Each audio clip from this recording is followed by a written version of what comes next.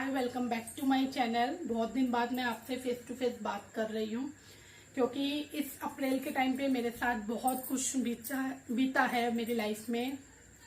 और अभी अब मई चल रहा है, आज 5 मई है।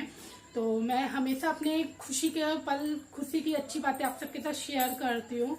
बट मेरे साथ लाइफ में बहुत उतल पतल हुआ है, माने कुछ खराब चीजें हुई है जो भी मैं आपके साथ शेयर करना चाहती हूँ क्योंकि आप सब मेरी फैमिली हो और मेरा व्लॉग का चैनल है और मैं अपनी हर चीज़ आपके साथ शेयर करती हूँ। तो मैंने सोचा मेरा लाइफ का इतना बड़ा पार्ट मेरे साथ जो हुआ है वो मैं आपके साथ शेयर करूँ। तो सबसे पहले हम लोग कोविड की बात करते हैं।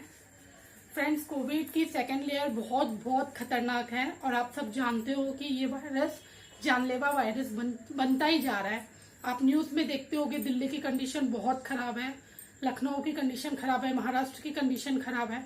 अब तो कोलकाता के भी केसेस बहुत हाई हो गए हैं। तो हम सबको कोविड से डरना नहीं है, कोविड से लड़ना है, कोविड से बचना है, खुद को सुरक्षित रखना है, अपने फैमिली को सुरक्षित रखना है।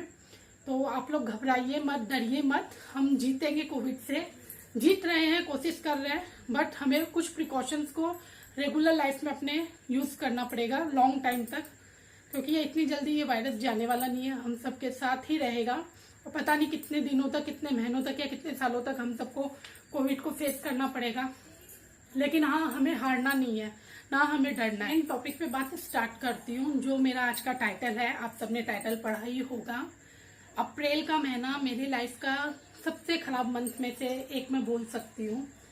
जब मेरी मम्मी का कैंसर का मुझे पता चला था, वो वाला टाइम मेरे लिए बहुत बहुत गंदा टाइम था। 8 सितंबर 2015 को मेरी मम्मी की कैंसर से डेथ हुई थी। वो दिन, वो महीना मेरे लिए बहुत गंदा था।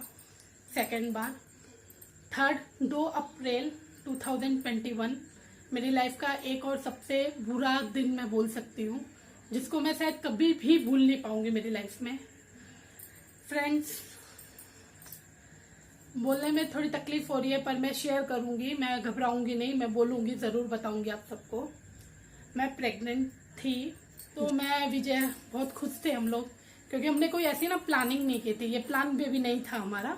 हम लोग बहुत खुश थे कि चलो 8-9 साल हो रहे हैं आरव को, इतने साल बाद अपने आप प्रेगनेंसी आई है। बहुत खुश थे हम लोग कि हम लोग कंसीव करेंगे।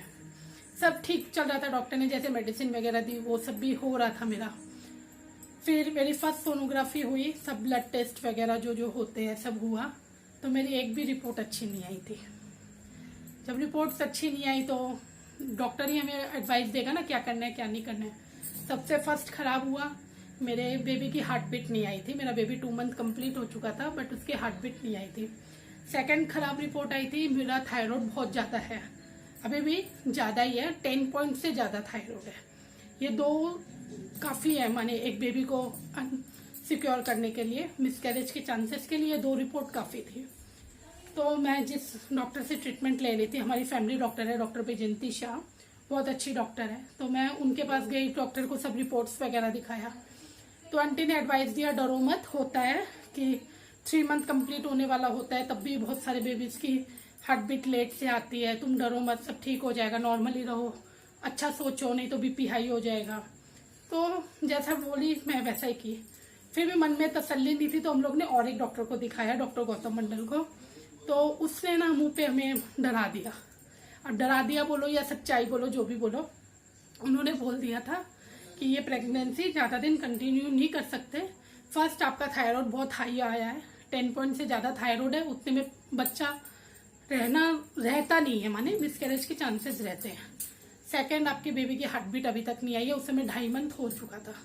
फिर भी उन्होंने मेडिसिन वगैरह दी कि आप रेस्ट करो, जितना हो सके, अच्छा सोचो, हो सकता है ठीक हो जाए, शायद कुछ चमत्कार हो जाए। तो ऐसे ही चल रहा था, हफ्ता गया, 10 दिन गया, 15 दिन गया, 3 मंथ मेरा कंप्लीट हो गया। 3 मंथ जब कंप्लीट हुआ, फिर वापस से एक सोनोग्राफी डॉक्टर ने लिखी थी, मैंने फिर एक सोनोग्राफी करवाई, तो उसमें भी मेरी रिपोर्ट अच्छी नहीं आई। फिर से मेरे बेबी का हार्ट बीट नहीं आया, जबकि 3 मंथ कंप्लीट हो गया था, तो भी हार्ट बीट नहीं आया। तो डॉक्टर ने बोला कि हार्ट बीट नहीं आया है, आप और हफ्ता 10 दिन वेट करो। तो जैसे डॉक्टर बोलेगा हम तो वैसे ही करेंगे ना, हमको जैसे माने जो एडवाइस देगा, जो भी बोलेगा हम वैसे ही करेंगे। अपने हम लोग तो कुछ भी नहीं कर सकते, हम लोग सिर्फ भगवान के भरोसे हैं। अपनी तो हमारी कुछ भी पर्सनल चाहते तो हम लोग बहुत कुछ है, ऐसा हो जाए, वैसा हो जाए, वैसा हो जाए, बट हमारे हिसाब से कुछ नहीं होता है। होता वही है जो ईश्वर चाहता है। तो तब से ना मैं बहुत माने टेंशन में रहने लग गई कि 3 मंथ कंप्लीट हो गए, बेबी की हार्ट बीट नहीं आ रही, क्यों हार्ट बीट नहीं आ रही है, सब ठीक है। बेबी इतना बड़ा बन भी गया था, पूरा इतना बड़ा सोनोग्राफी रिपोर्ट में दिख जाता है ना, वो अंडा जो बनता है, उतना बड़ा बेबी बन भी गया था, सब कुछ हो गया था।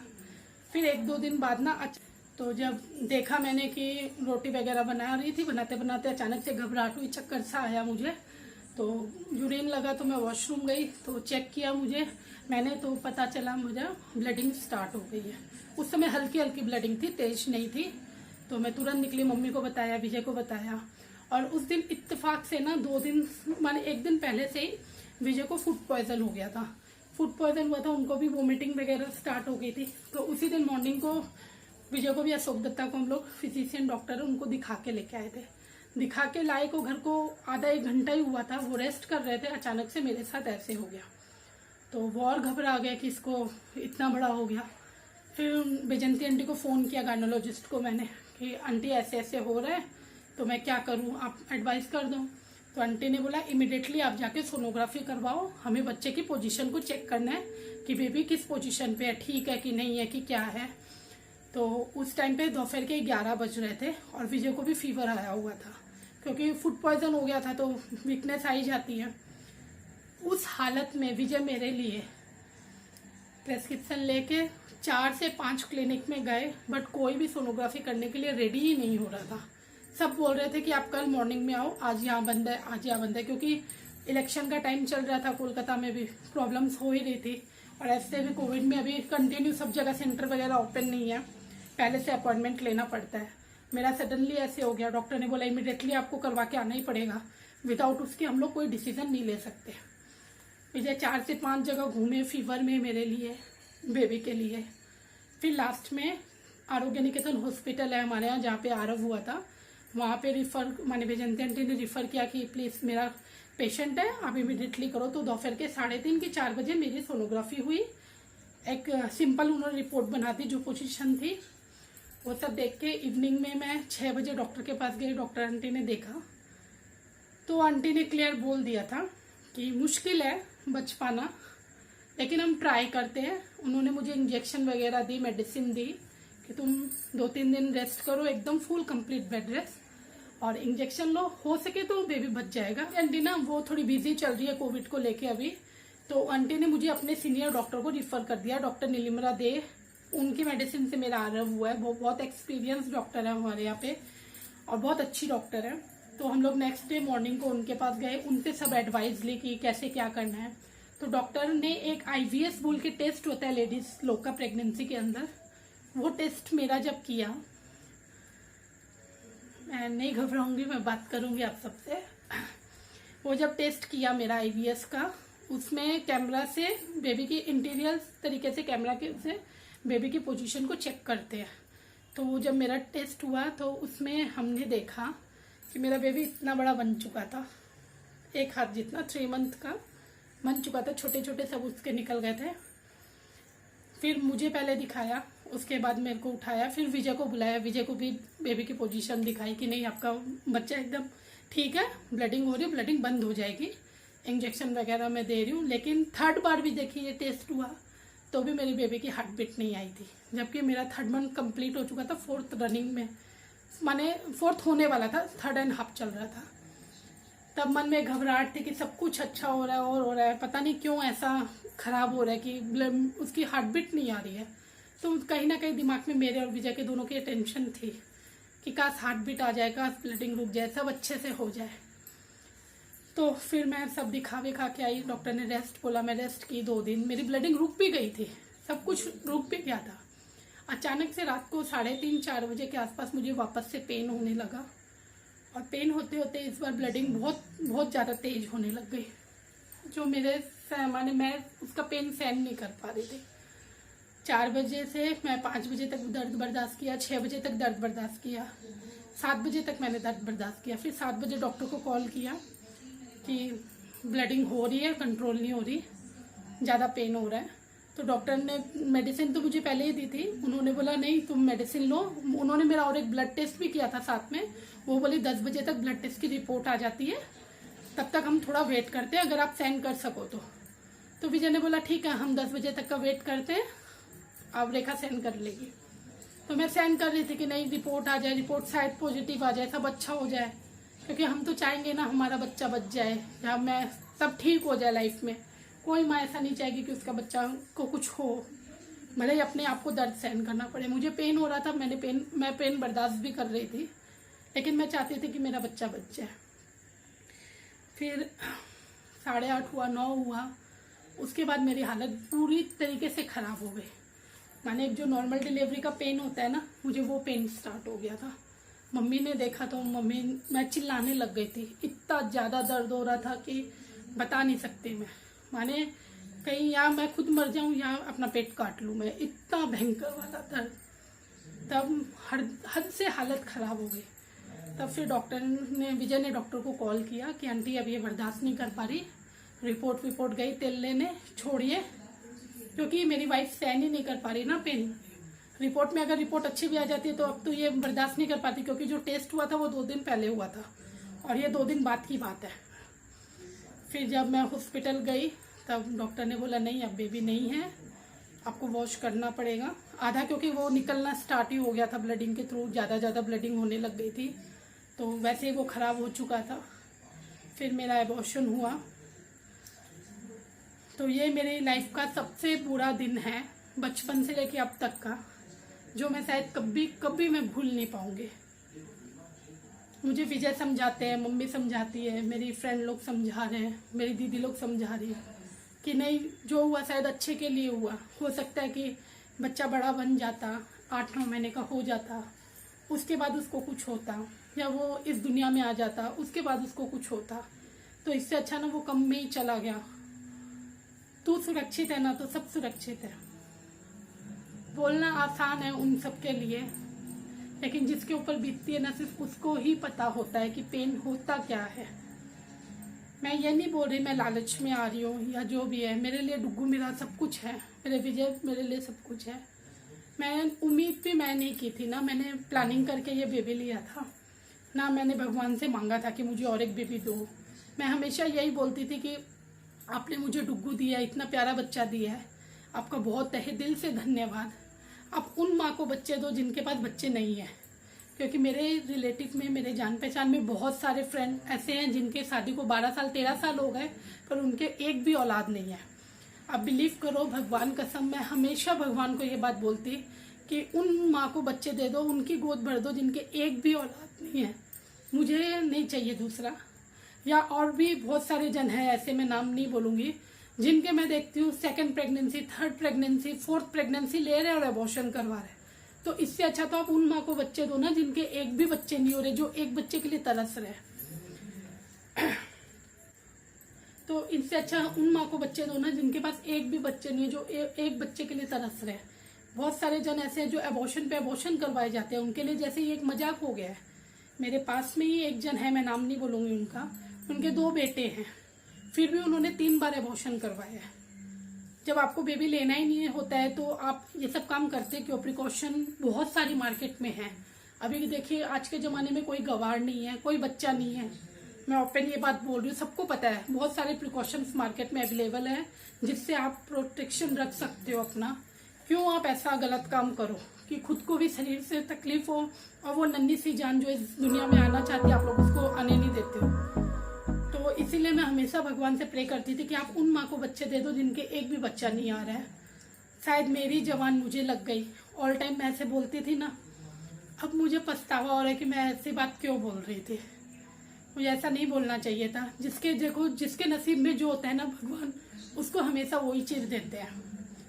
पता नहीं मेरे शायद कुछ खराब कर्म होंगे जो मेरे पास आया, 3 महीने रहा, फिर मुझे छोड़ के चला गया।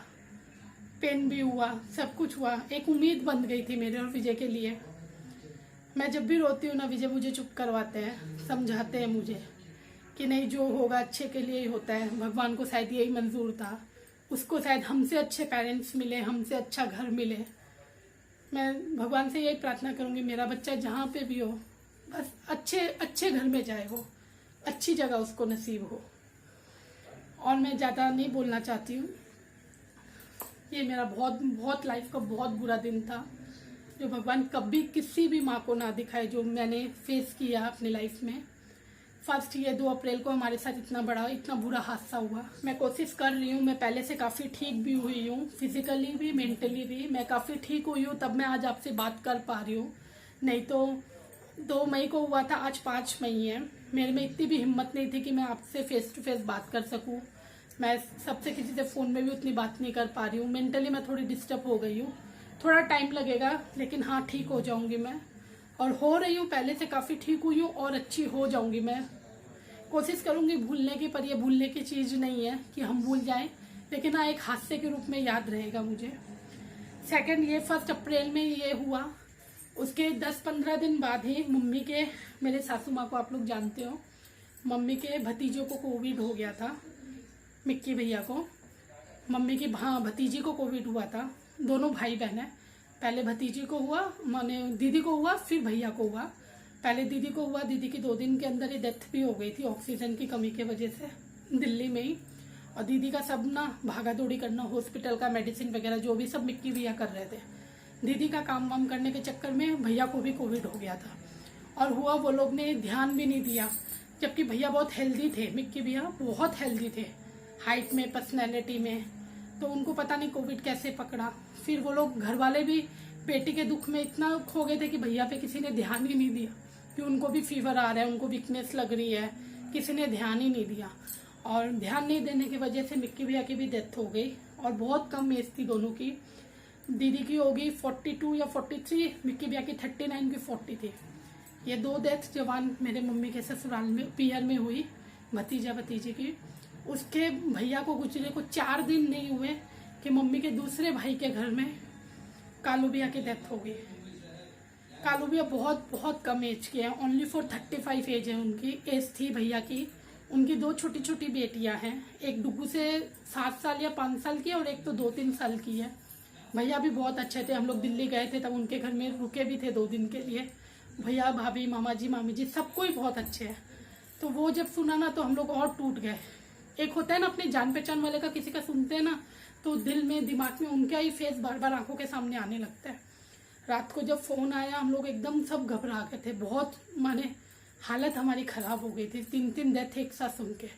फिर भैया के भी डेथ के बाद 4 दिन नहीं हुए, बड़ी मम्मी जी के वो भी कोविड से डेथ हो गई। एक साथ 4 जन का झटका लगा हमें, मम्मी के पियर में, खुद के सगे भाई के घर में ऐसा हो गया। मेरी सासू माँ भी पूरी टूट चुकी है, रो ही सकती है, फोन में बात कर सकते हैं, उसके अलावा देखो कुछ नहीं कर सकते। कोविड ऐसी बीमारी है, कोई रिश्तेदार एक दूसरे से मिल भी नहीं सकता, जा भी नहीं सकता। हम सिर्फ फोन में एक दूसरे से बात कर सकते हैं, वही कर रहे हैं। अब मम्मी को भी समझा रहे, कर रहे हैं, उससे ज़्यादा हम कुछ कर नहीं सकते। वहाँ पे मामा जी, मामी जी, भाभी लोग, सबको हम लोग फ़ोन पे ही बात कर रहे हैं। तो फ्रेंड्स, ये था अप्रैल का महीना, जो मेरी लाइफ का सबसे बुरा मंथ था, मेरा, मेरी फैमिली का। भगवान ना करे किसी के साथ भी ऐसा हो, किसी के घर के जवान बच्चे या छोटे बच्चे ना हो। मैं ईश्वर से पूछती हूँ कि अगर आपको किसी को लेना, आप बुजुर्ग को ले लो ना, जो 70 साल, 80 साल है, 65 साल है, जो बिस्तर में लाचारी से बीमारी भोग रहे हैं। मेरी फ्रेंड है सुमन, उनकी मदर इन लॉ को 1.5 साल हो गया बेड पे है आंटी जी, ना वो हिल पा रही है ना वो डुल पा रही है। 1.5 साल से सुमन और उसके हस्बैंड, उनकी दीदी लोग, सबको उनकी सेवा कर रहे हैं। या तो भगवान उनको ठीक कर दे, या तो भगवान उनको उठा ले। वो बेचारी को तो कुछ कर रहा नहीं है, और यहाँ पे जवान 30 साल, 35 साल, 38 साल, 40 साल के बच्चों को आप छीन ले रहे हो। मैं जहाँ पे रहती हूँ, हमारे यहाँ पे भी बहुत सारे कोविड के केसेस आ चुके हैं, बहुत सारे जन की डेथ हो गई है, काफ़ी जन ठीक भी हो गए हैं। तो इस वायरस को आप लोग इतना आसान मत लीजिए प्लीज़। आप लोग अपनी फैमिली का पूरा ध्यान रखिए। राजस्थान में भी मेरे खुद के मौसा जी को कोविड हुआ, पर वो ठीक हो गए। मेरी छोटी वाली बहन है प्रियंका, उसके ससुराल में 6 जन को कोविड हो गया, 2 छोटे बच्चों को कोविड हो गया, अभी वो लोग क्वारंटाइन में हैं। मैं सबके लिए प्रे करती हूँ कि भगवान सबको ठीक कर दे, और ये जो इतना खतरनाक वायरस हमारे यहाँ पे आया है, वो प्लीज़ ठीक होके चला जाए। हमें नहीं चाहिए कोरोना वोरोना। हमारी लाइफ बहुत अच्छी चल रही थी सबकी, मैं खाली मेरी या मेरी फैमिली की बात नहीं कर रही, मैं पूरी इंडिया की बात कर रही हूँ। हम सब बहुत अपनी लाइफ में खुश थे, 2 वक्त की रोटी सब्जी खा के रहते थे, पर हम लोग खुश थे अपनी लाइफ में, अपनी फैमिली के साथ, अपने दोस्तों के साथ। ये जब से कोरोना आया है हम सब की लाइफ को पूरा बर्बाद कर दिया है। 1.5 साल हो गया हम सबको इसको भोगते हुए, पता नहीं और कितने दिन हम लोग को इसके साथ चलना होगा। लेकिन हाँ, मैं बार बार बोलूँगी, आप सब प्रिकॉशन लेते रहिए, पीजिए, नींबू पानी पीजिए, विटामिन सी लीजिए, और पतंजलि की मेडिसिन है ना, वो भी बहुत यूजफुल हो रही है कोविड को लेके। मेरे मौसा जी को तकलीफ ज़्यादा हो रही थी, बट उन्होंने पतंजलि से ही अपना ट्रीटमेंट लिया, पतंजलि के डॉक्टर को दिखा के वो बहुत जल्दी ठीक हो गए। जबकि कोविड के टाइम पे उनको 102, 103 बुखार थी। कल मेरी फ्रेंड है शिवानी दीदी गंगा सागर से, उनके भी पूरी फैमिली को हो गया, दीदी को हो गया, जीजू को हो गया, उनकी सास को हो गया, उनकी बेटी को हो गया। माने अच्छी खबर एक भी नहीं मिली मुझे इस अप्रैल के मंथ पे। कहीं से किसी का बुरा सुना, कहीं से किसी का बुरा सुना। मेरा भाई है हेमंत, उसके फ्रेंड है यश के पापा की भी डेथ हो गई, जबकि अंकल छोटे ही थे, कोई बहुत ज्यादा एज नहीं होगी, 44, 45 ही एज होगी। लीवर डैमेज हो गया था अंकल जी का। तो भगवान से मैं प्रार्थना करूंगी, जो भी इस दुनिया में हो रहा है प्लीज सबको आप ठीक करो। और आप सबसे भी मैं प्रे करूंगी, सबको प्लीज पूरी धरती के लिए प्रार्थना करें कि हम सबकी लाइफ सुरक्षित हो, और इस इतने बड़े संकट में जो हम लोग चल रहे हैं, उस संकट से हम सबको छुटकारा मिले, हम सबकी लाइफ एकदम सुरक्षित हो जाए, और हम लोग फिर से अपनी पुरानी जिंदगी में अच्छी तरीके से जी सके। तो फ्रेंड, आज मैं आप सबको नहीं बोलूंगी कि आप मेरी वीडियोस को पसंद कीजिए, लाइक शेयर सब्सक्राइब कीजिए, आपका जो मर्जी हो आप वो कीजिए। बट हाँ, कोरोना के लिए आप लोग स्टैंड लेके रखिए। ये 2nd स्टेज चल रहा है, टीवी में दे रहा है कि 3rd और 4th भी आने वाला है। तो आप लोग रेडी रहिए, अपनी इम्यूनिटी को स्ट्रॉन्ग कीजिए, डाइटिंग वगैरह सब छोड़ दीजिए, जितना हो सकता है अच्छा हेल्दी फूड खाइए, गर्म चीज़ें ज़रूर खाते रहिएगा। तो आज की वीडियो को मैं यही एंड करती हूँ। मैंने हमेशा अपना सुख आप सबके साथ बांटा है, आज फर्स्ट टाइम मैं अपना दुख आप सबके साथ बांट रही हूँ। तो प्लीज़ सब एक दूसरे के लिए प्रे कीजिए।